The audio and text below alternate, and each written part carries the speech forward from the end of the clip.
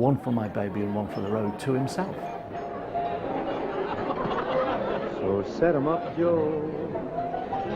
I got a little story you ought to know. We're drinking, my friend, to the end of a brief episode. So make it one for my baby and one more for the road. And Hoagy Carmichael was part of that sort of iconography, that lineage of the lone pianist who knows more than most people. I think that that's definitely a big part, because Tom doesn't want to be like a cocktail singer. He needs a persona at that point that's a little more hip, a little more, you know, he's not a jazz pianist, really. He's not going to be sitting down and like playing like Bud Powell. So he needs a kind of character to play, and Hoagy Carmichael is a songwriter primarily, who's the singer, doesn't have a great voice, but he has a great sensibility when he's singing, and yet he is very wry. You can see the intelligence of his performance. You know, there's something slightly askewed, a little ratty and tatty about him that I think appealed to Tom, and Tom pursued that. So I think that Hoagy Carmichael is definitely a huge reference point for Tom as he's pulling together these influences into what becomes sort of a Heart of Saturday Night. People have this image of like, well, he just grabbed one person like Hoagy Carmichael, but he's really pulling from a lot of different influences into something that becomes very Waitian. The early Waitian persona was a pretty original creation and unusual for its time. And Wait's persona, drawn in part from the Carmichael template, was then itself put into a similar cinematic context. In Sylvester Stallone's 1978 feature Paradise Alley, Waits made his film debut in a brief role as bar pianist Mumbles. Last time you were with a woman? Probably the Depression. What are you saving it for? I don't know, man. Maybe a big finish. Well, listen to me. You better get out more often, because you're starting to turn a little gray. And me, I'm on my way to visit the best-looking tomato in the neighborhood. Good night, Mumbles. Good night. I think that Tom had an image of himself on the stage as a performer. And I think he saw himself as sort of the piano bar guy with a cigarette hanging out of his mouth, and hopefully a girl hanging over the end of the piano if possible. The thing about Hoagy Carmichael was that where you saw Hoagy in a movie, he was always that guy. And besides, he wrote these wonderful songs. Tom talked a lot about him and the tunes that he wrote, and the quality of the songs and the chord progressions and those sorts of things. But he always was kind of that guy at the piano, and the cigarette hanging out of his mouth, and Tom was always, as he began to learn how to do all of that musically and sitting at the piano and so on, he developed into this guy, and Tom sort of found things that led him, people or material or something that led him in a direction that he felt that was right for him, and it was like the next step. It was always the next step. And the next step in creating a character that was molded through the influence of these very different artists was comedy, an element heightened by Waits both on record and in a live setting, and which again distinguished him from his contemporaries. Once more, looking back to the 1950s, Waits was a huge fan of the comedians who emerged at the same time as the Beats and who were also linked to jazz. Stand-ups such as Lenny Bruce and Mort Sahl were revolutionizing the scene during the mid-50s, introducing more weighty and provocative issues like politics, race relations, religion, and sex into their acts.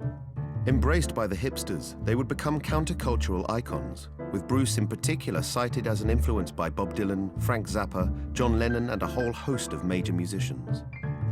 Waits was also attracted to a more marginal figure, however, whose appeal had dissipated somewhat by the 1960s. Lord Buckley, a comedian who had served his time as an entertainer in medicine shows, tent shows, and speakeasies, had first started performing in jazz clubs in the 1940s. Over the next decade, he would establish his own unique comic persona. Lord Buckley was not, nomenclature notwithstanding, was not an English aristocrat, but was a guy originally out of the Midwest who had created this sort of zany persona for his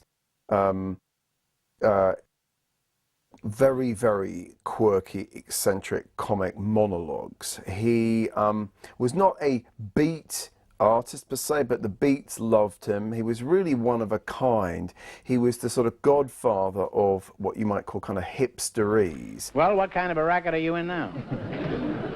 Well, at the moment, sir, I'm working for a magazine called Dig. Dig? Yes, sir. D-I-G? Yes, sir.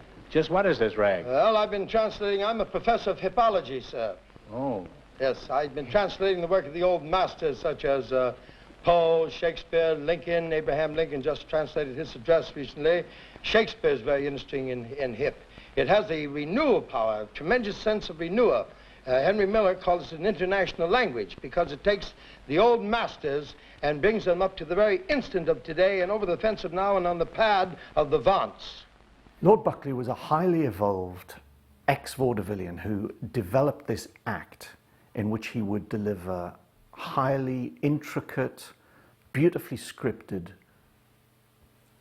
rants using 50s street slang and hipster jargon and Afro-American jargon in order to tell well-known tales in a different way, like the story of Jesus.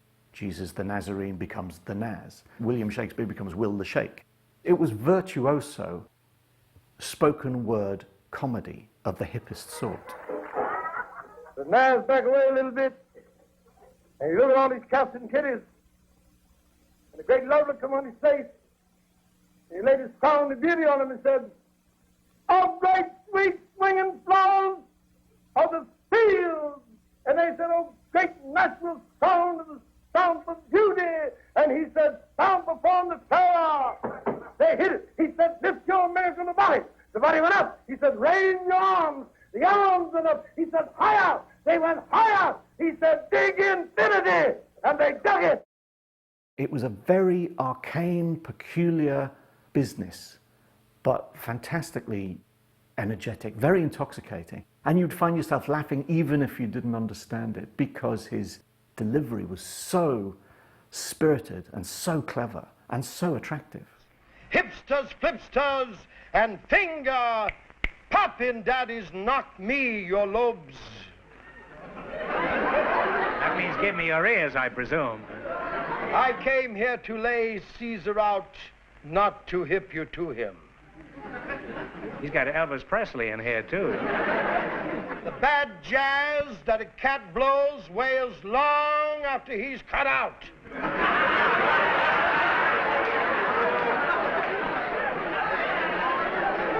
You said a hatful there, Lord.